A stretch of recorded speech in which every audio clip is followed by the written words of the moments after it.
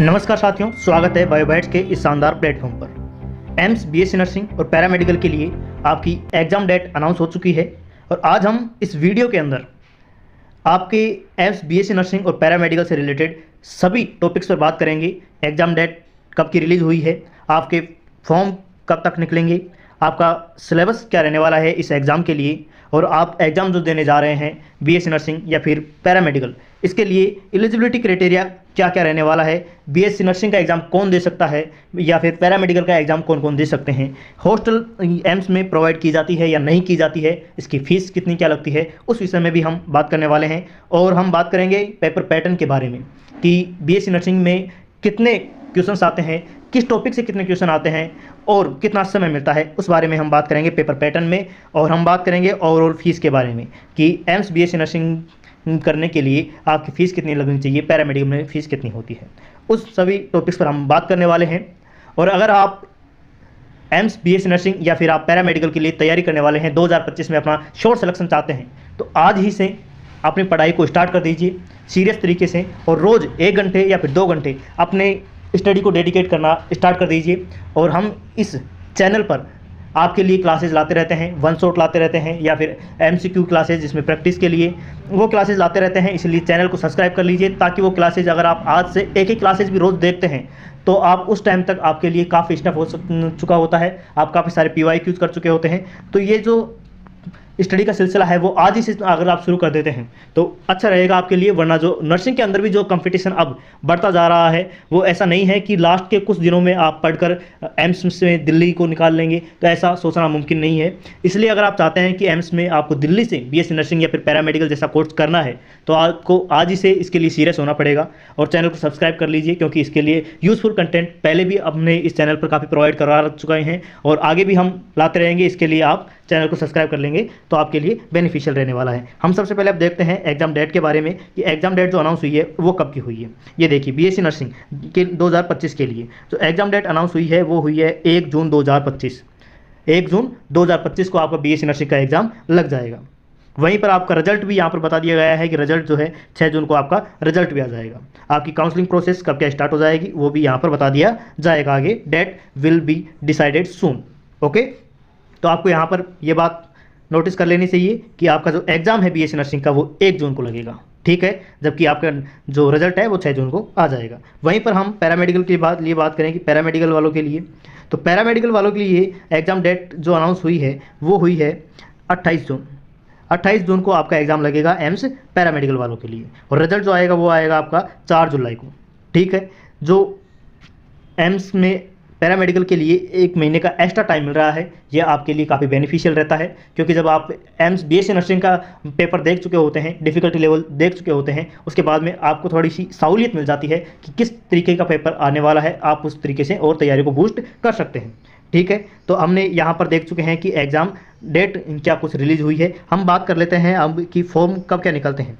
देखो, जो फॉर्म निकलते हैं वो निकलते हैं आपके अप्रैल में। कब निकलते हैं? अप्रैल में इसके फॉर्म निकल जाएंगे। इसलिए आपको अभी से तैयारी करना स्टार्ट करना पड़ेगा आज ही से, ठीक है। हम जो अब देखने वाले हैं वो देख रहे हैं एलिजिबिलिटी क्राइटेरिया कि इसके लिए एलिजिबिलिटी क्या क्या हो सकती है एम्स बीएससी नर्सिंग और पैरामेडिकल दोनों के लिए। यहाँ पर देखिए, जो सबसे पहले जो एलिजिबिलिटी क्राइटेरिया में दिया हुआ है वो है कि आप इंडिया के सिटीजन होने चाहिए। क्या होने चाहिए? आप इंडिया के सिटीजन होने चाहिए। और जो दूसरी बात है कि वो आपकी मिनिमम एज जो है वो 17 ईयर्स होनी चाहिए। कितनी एज होनी चाहिए? आपकी मिनिमम एज 17 ईयर्स होनी चाहिए, ठीक है। जो तीसरी एलिजिबिलिटी क्राइटेरिया है वो है कि आप जो 12th पास करेंगे इस साल 2025 में, या फिर आप पहले से पास आउट हैं 12th में, वो जो है वो आप किससे, मैथ या फिर बायोलॉजी या फिर फिजिक्स, केमिस्ट्री और इंग्लिश, इनमें से आपके सब्जेक्ट होने चाहिए। जो नर्सिंग के लिए, एम्स बीएससी नर्सिंग के लिए बायोलॉजी का होना ज़रूरी है और सिर्फ गर्ल्स कैंडिडेट ही इस एम्स बीएससी नर्सिंग का एग्ज़ाम दे सकती हैं, पार्टिसिपेट कर सकती हैं। एम्स लड़कों के लिए कोई भी बीएससी नर्सिंग जैसा एग्ज़ाम नहीं लाता है। लड़कों के लिए पैरामेडिकल है। पैरामेडिकल में आप लड़के हों, लड़की हों, बॉयज हो, उसमें मैथ से हो या बायोलॉजी से हो, आप पैरामेडिकल का एग्ज़ाम दे सकते हैं। लेकिन बीएससी नर्सिंग के लिए गर्ल्स कैंडिडेट होना ज़रूरी है और उसी के साथ फिजिक्स, केमिस्ट्री, बायोलॉजी और उसके साथ साथ इंग्लिश सब्जेक्ट का होना ज़रूरी है, ठीक है। इसी के साथ साथ जो 12th में ट्वेल्थ के अंदर अगर आपकी जो परसेंटेज है वो 55% है, किन किन को मिलाकर, फिजिक्स, केमिस्ट्री, मैथ या फिर बायोलॉजी और इंग्लिश, इन चारों सब्जेक्ट को मिलाकर अगर आपकी परसेंटेज 55% है या फिर इससे ऊपर है और आप जनरल या ओबीसी कैटेगरी से बिलोंग करते हैं तो आप ये कट ऑफ पार कर रहे हैं, आप इसके लिए एलिजिबल हैं। वहीं पर इन चारों सब्जेक्ट के अंदर अगर आपकी परसेंटेज 50% से ऊपर है और आप SC ST कैटेगरी से बिलोंग करते हैं तो आप इसके लिए एलिजिबल हैं। अगर आप जनरल या फिर ओबीसी में 55% से कम है या फिर SC ST में 50% से कम आपकी बनी है इन चारों सब्जेक्ट में मिलाकर, तो आप जो हैं इसमें एलिजिबल नहीं हो पाएंगे। याद रखिएगा कि इसमें एक और सब्जेक्ट आती है जो कि बोर्ड में आती है, जो बोर्ड में जो अपने को परसेंटेज बताई जाती है वो फिजिक्स, केमिस्ट्री, ये मैथ है तो मैथ या फिर बायोलॉजी है तो बायोलॉजी, और उसके साथ साथ इंग्लिश और फिर हिंदी, ये सारे सब्जेक्ट मिलाकर आपको परसेंटेज बताई जाती है। लेकिन यहाँ पर हम जो इस परसेंटेज के बारे में बात कर रहे हैं वो परसेंटेज है फिजिक्स, केमिस्ट्री, मैथ या फिर बायोलॉजी और इंग्लिश, इन 4 सब्जेक्ट को मिलाकर ये, ठीक है। मैथ या बायोलॉजी में से कोई एक ही सब्जेक्ट होगी आपके पास, ठीक है, उनमें से तो एक को काउंट करेंगे और इंग्लिश, ऐसे 4 सब्जेक्ट को मिलाकर आपकी ये जो होनी चाहिए, क्या होनी चाहिए, परसेंटेज होनी चाहिए। तो ये है आपके एलिजिबिलिटी क्राइटेरिया कि आपकी एलिजिबिलिटी क्या क्या होनी चाहिए, ठीक है, एग्जाम देने के लिए ये है एलिजिबिलिटी क्राइटेरिया, ठीक है। अब हम आगे बात करते हैं वही बात कि एम्स BSc नर्सिंग का जो एग्ज़ाम है वो सिर्फ और सिर्फ फीमेल कैंडिडेट ही पार्टिसिपेट कर सकती हैं। अब हम बात करने वाले हैं इसके कट ऑफ के बारे में कि जब आप ये एग्ज़ाम देंगे एम्स BSc नर्सिंग या फिर पैरामेडिकल का जो एग्ज़ाम देंगे, एंट्रेंस टेस्ट देंगे, इस टेस्ट में आपके कितने मार्क्स आने चाहिए। ओबीसी में अगर आप ओबीसी कैटेगरी से हैं तो आपके जो मार्क्स हैं वो 45% होने ज़रूरी है। वहीं पर SC ST कैटेगरी से अगर आप बिलोंग करते हैं तो इस टेस्ट के अंदर 40% मार्क्स होने आपके ज़रूरी हैं, आप काउंसलिंग में पार्टिसिपेट करें इस चीज़ के लिए, ठीक है। जनरल में 50%, ओबीसी में 45%, SC ST में 40%।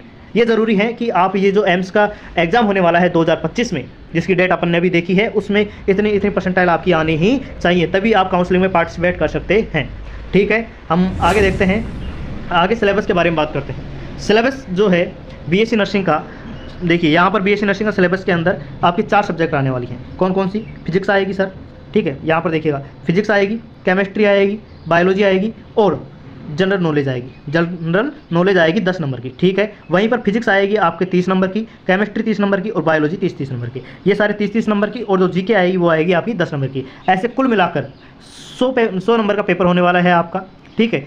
और हर एक क्वेश्चन जो होता है वो 1 नंबर का होगा, हर क्वेश्चन 1 नंबर का होगा, मतलब आपका पेपर 100 नंबर का पेपर होने वाला है, ठीक है। और हर एक सही क्वेश्चन के लिए आपको प्लस 1 मार्क मिलेगा, जबकि अगर आप एक क्वेश्चन गलत करते हैं तो वहीं पर आपके 1/3 मार्क्स को डिडक्ट कर लिया जाएगा, वहाँ से काट लिया जाएगा, ठीक है। ये सिलेबस है। और यहाँ पर एक और क्वेरी आती है कि न्यू वाली NCERT फॉलो करनी है या फिर पुरानी वाली NCERT फॉलो करनी है, तो आपको ये बात अभी से गांठ बांध के रखनी है कि न्यू वाली NCERT फॉलो करनी है। अभी जो नीट के अंदर जो बहस हुई थी इतनी सारी, उसके अंदर भी लास्ट में जो फाइनल डिसीजन आया था वो न्यू NCERT के अकॉर्डिंग आया था, तो आपको बिल्कुल रिस्क नहीं लेना है, न्यू NCERT के अकॉर्डिंग काम कीजिए, न्यू NCERT के अकॉर्डिंग पढ़ना आज ही से स्टार्ट कर दीजिए, ठीक है। और आपको ये जो 11th में जो फिजिक्स, केमिस्ट्री, बायोलॉजी हैं, ये तीनों सब्जेक्ट हैं, ये आपकी 11th और 12th दोनों से पूछी जाने वाली हैं, 11th और 12th दोनों से पूछी जाने वाली हैं। पूरी NCERT का सिलेबस फॉलो होने वाला है जो नई वाली NCERT है, ठीक है। इस बात में आपको कोई कंफ्यूजन में होने की जरूरत नहीं है, अलग अलग वीडियोस देखने की जरूरत नहीं है, आप ज़्यादा उससे कंफ्यूज हो जाएंगे। इसलिए सिर्फ बात याद रखेंगे कि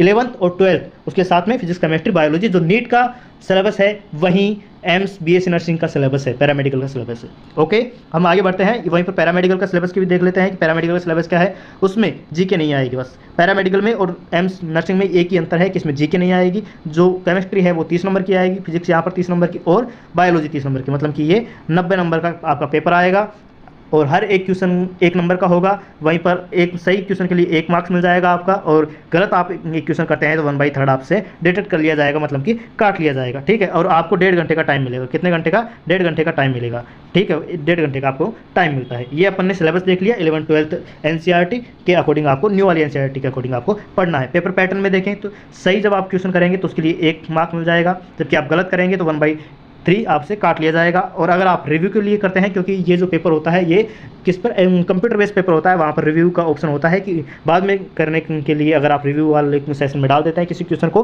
तो उसको बाद में अगर आप या फिर करेक्ट या इनकरेक्ट में इसको नहीं करते हैं तो उसके लिए 0 मार्क्स आपसे 0 मार्क्स दिया जाएगा, और अगर आप आंसर नहीं देते हैं तो 0 मार्क्स दिया जाएगा, ठीक है। जो बीएससी नर्सिंग है वो 2 घंटे का पेपर लगेगा, जबकि पैरामेडिकल जो है 1.5 घंटे का पेपर लगेगा। ये मैंने आपको पहले ही बता दिया है, ठीक है। आगे बारे में बात करें कि आगे फ़ीस के बारे में, कि फ़ीस देखो एम्स के अंदर लड़कियों को तो बीएससी नर्सिंग में फ़ीस वो दी जाती है, क्या दी जाती है, ये हॉस्टल प्रोवाइड करवाया जाता है। वहीं पर पैरामेडिकल में भी कई जगह पर होते हैं, कई जगह पर नहीं भी होते हैं, ठीक है। तो यहाँ पर देखिए बीएससी नर्सिंग के लिए जो ट्यूशन फ़ीस होती है वो 600 रुपये होती है। ये सारा का सारा फीस है, 4 साल का जो आप बीएससी नर्सिंग करेंगे एम्स से, वो सारी फ़ीस है, जिसमें ट्यूशन फ़ीस 600 रुपये हो जाएगी आपकी बीएससी नर्सिंग के लिए। वहीं पर जो पोर्ट मनी है वो बीएससी नर्सिंग के लिए वो 960 रुपये है। और हॉस्टल रेंट देख लीजिए, अब आप हॉस्टल रेंट आपके लिए 480 रुपये है।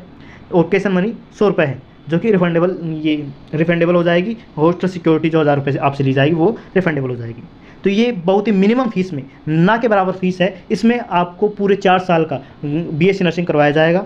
600 रुपये ट्यूशन फीस, बिल्कुल 600 रुपये, इसमें आपकी पूरी 4 साल पूरी हो जाएंगी, ठीक है। रजिस्ट्रेशन फीस 25 रुपये। तो ये आप कह सकते हैं कि एम्स आपको फ्री में बीएससी नर्सिंग या पैरामेडिकल जैसा सब्जेक्ट कोर्स करवाता है, और वो भी एक हाई क्वालिफाइड फैकल्टी के द्वारा, एक मान्य, इंडिया में नहीं एशिया में सबसे जो 1 नंबर पर जो इंस्टीट्यूट है मेडिकल साइंस के फील्ड में, वो आपको इतने कम फीस